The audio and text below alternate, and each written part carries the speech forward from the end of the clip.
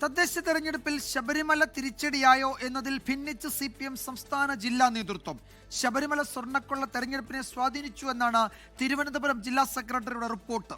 എന്നാൽ ശബരിമല തിരിച്ചടിയായിട്ടില്ല എന്നായിരുന്നു സംസ്ഥാന സെക്രട്ടറി MV ഗോവിന്ദന്റെ മറുപടി.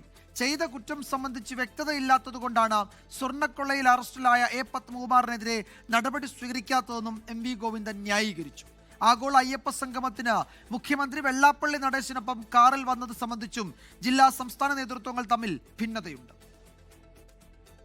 തിരുവനന്തപുരം നഗരസഭയിലെ തോൽവിയിൽ മുഖം നഷ്ടപ്പെട്ടു നിൽക്കുന്ന CPM ജില്ലാ നേതൃത്വം പരാജയത്തിന്റെ പ്രധാന കാരണമായി ചൂണ്ടിക്കാട്ടുന്നത് ശബരിമല സ്വർണ്ണക്കൊള്ളയാണ്. സ്വർണ്ണക്കൊള്ള തിരിച്ചടിയായെന്നും അതിന്റെ വ്യാപ്തി മനസ്സിലാക്കുന്നതിൽ വീഴ്ച സംഭവിച്ചുവെന്നും വിമർശിച്ചുകൊണ്ടായിരുന്നു ജില്ലാ സെക്രട്ടറി V ജോയ് അവതരിപ്പിച്ച റിപ്പോർട്ട്. തുടർന്ന് നടന്ന ചർച്ചയിലും ശബരിമല തിരിച്ചടിയായെന്ന് നേതാക്കൾ ചൂണ്ടിക്കാട്ടി.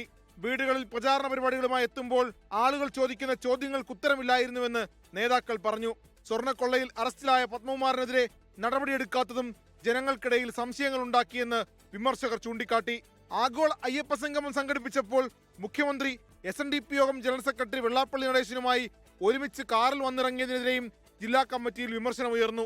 ചർച്ചകൾക്ക് മറുപടി പറഞ്ഞ സംസ്ഥാന സെക്രട്ടറി MV ഗോവിന്ദൻ ശബരിമല സ്വർണ്ണക്കൊള്ള തെരഞ്ഞെടുപ്പിൽ തിരിച്ചടിയായിട്ടേയില്ല എന്നായിരുന്നു പ്രതികരിച്ചത്.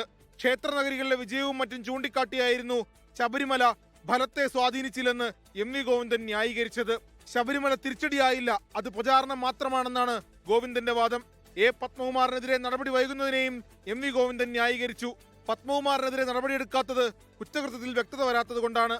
കുറ്റകൃത്യത്തിൽ നേരിട്ട് പങ്കുണ്ടോ സാങ്കേതിക പിഴവാണോ എന്നതിൽ വ്യക്തത വന്നിട്ടില്ല. എന്തുതരം വീഴ്ചയാണ് പത്മകുമാറിനുണ്ടായതെന്ന് വ്യക്തമാക്കുന്ന FIR മുന്നിലില്ല. കേസിൽ വ്യക്തത വന്നാൽ നടപടിയെടുക്കുമെന്നും MV ഗോവിന്ദൻ പറഞ്ഞു. 24 തിരുവനന്തപുരം. ലോകത്തെവിടെയായാലും ഏത് സമയത്തും 24 വാർത്തകളും ഓഗ്മെന്റഡ് റിയാലിറ്റി പാക്കേജുകളും എക്സ്പ്ലെയിനറുകളും വിശദമായി കാണാൻ ഞങ്ങളുടെ YouTube ചാനൽ നിങ്ങൾക്ക് സബ്സ്ക്രൈബ് ചെയ്യാം.